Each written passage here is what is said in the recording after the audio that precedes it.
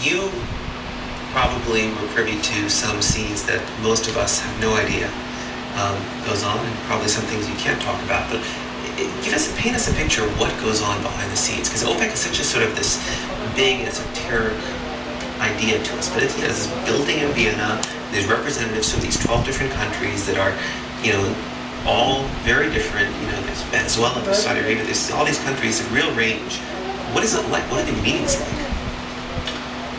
The meetings of the conference, which is really the conference of the ministers, are the important meetings because they make the final decisions on important policies.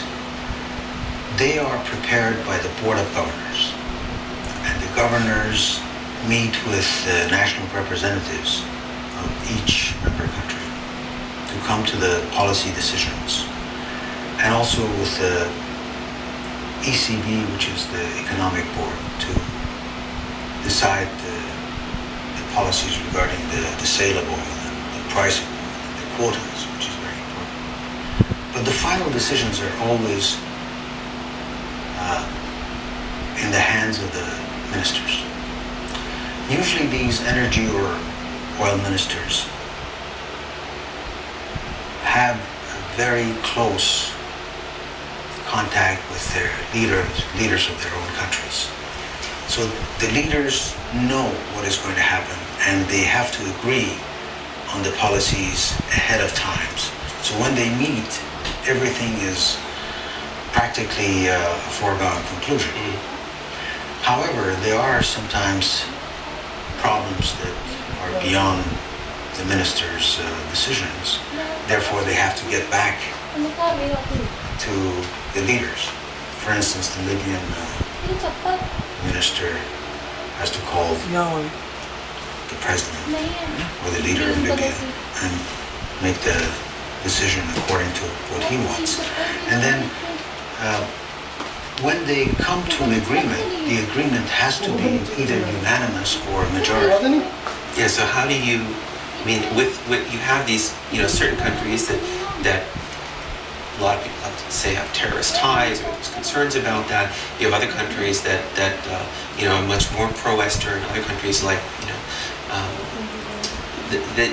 that are sort of very much anti-American. How do you get these groups to agree? OPEC is hierarchically organized. If Saudi Arabia says, I want to do this as the biggest producer, does it go that way? No. Hierarchically organized, culturally diversified, but it has an excellent cohesion and synergy amongst its members. You never see a minister or a member of OPEC having fights, like in some parliaments. I don't want to mention the name of the countries, but you've seen it. And when they have an internal problem, and we've had so many. You saw the Iran-Iraq war for 8 years. We never saw a fight between the Iranian and the Iraqi minister, or the governor, or the national representative. So that level of diplomacy and civility is always kept. Because the eye is on the prize, which is the price of oil. Exactly. And national interest, because the national interest is always more important than anything else. Yeah, but Iran-Iraq, if Iran is slant drilling into Iraq, Kuwait is slant drilling into Iraq, like what happened in the late 80s, leading up to the war. Yeah, there's national interest there, and there's great animosity. Iraq went ahead and invaded Kuwait. Absolutely.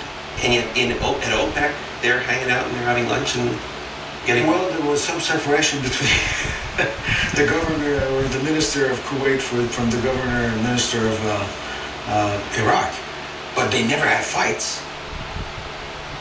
The point is that the interests of OPEC and this great national resource that they have is paramount to everything else. And the way they have kept this cohesion, this synergy, is extraordinary. Because you see that nobody had any fights or anything in OPEC at that high level, even if they were at war. The same thing happened with Iran, Iraq, and then Kuwait and Iraq, and sometimes differences of policies between Saudi Arabia and Kuwait over the neutral zone, for instance.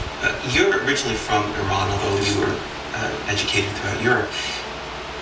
If Iran didn't have the energy wealth that it has, do you think they could get away with what they're getting away with in terms of politics? And is that the reason that they have the political power they have? Is that the reason they could, many people say, essentially have a nuclear weapons program going on in secret without the world really coming down on them? Well, let me give you an example. Saudi Arabia is they used to call it the swing producer and the most powerful member of OPEC. But, when you have the military might or the economic might, you always have a certain sort of respect. However, when it comes to membership of OPEC, we'd like to, in OPEC, see everyone as equal. But the problem is, well, when you're Saudi Arabia, you're number one producer. When you're Iran, you're number two producer. But when Iran has that military might, it's looked at differently. So it's not necessarily it's oil. Like one thing, for instance, Bob Baer, former Middle East CIA analyst, told me in a documentary we recently aired, is that they were actually talk of the U.S. invasion of Iran during the Bush administration, and one of the major reasons that the Bush administration didn't invade Iran was because Iran essentially threatened to attack Saudi oil depots, and that would destroy the world economy. And so they're holding the world hostage not with their own oil, but with Saudi oil because of their military, because they have this and many other things. And many other things. But do you think there's some reality to that? I doubt. Well, there's a lot more to talk about Iran and about the future of OPEC. We'll have a few more minutes after this short break. More with Touss Sepehr when the Standard returns.